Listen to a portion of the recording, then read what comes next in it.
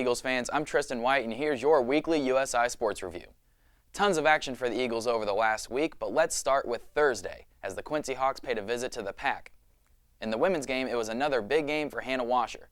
24 points, 8 rebounds, and 2 blocks for the junior.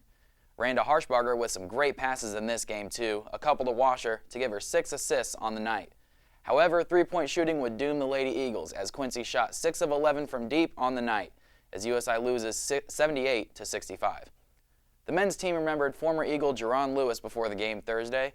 Lewis died suddenly of an enlarged heart during a game back in 2010. The team honored him by wearing warm-up shirts with his name and number on them. The Eagles came out fired up, shooting 61% from the field and 63.6% from 3 in the first half. Bobo Drummond shot the lights out with 7 of 8 shooting from deep and about 5 from those coming from, well, really deep. The Hawks crept their way back in the second half and eventually took a lead off this uncharacteristic miscommunication between Eagles. USI would not recover and would go on to lose 96-92. USI knew they had a chance to redeem themselves on Saturday as the Truman State Bulldogs came to town. However, things didn't go quite as planned for the women's team. Only 6 total field goals in the second half would keep the Lady Eagles down as they lose 60-42. Hannah Washer continued her high scoring with 13, and Tanner Markham knocked a few down to tally 12 for USI. The men's team wanted to continue their hot shooting from Thursday, and they did just that. After being down 8-2 to start the game, the Eagles rattled off 14 unanswered in just 3 minutes. In the second half, the advantage jumped to 24 as Cortez Macklin takes it to the rack. The Eagles redeemed themselves, winning 81-64. Drummond led USI in scoring with 16. It caught me by surprise too, a Monday night game. USI traveled to Bellarmine to kick off a 3-game road trip with the Knights. The women's matchup was a physical one with each team tallying over 20 fouls in the game.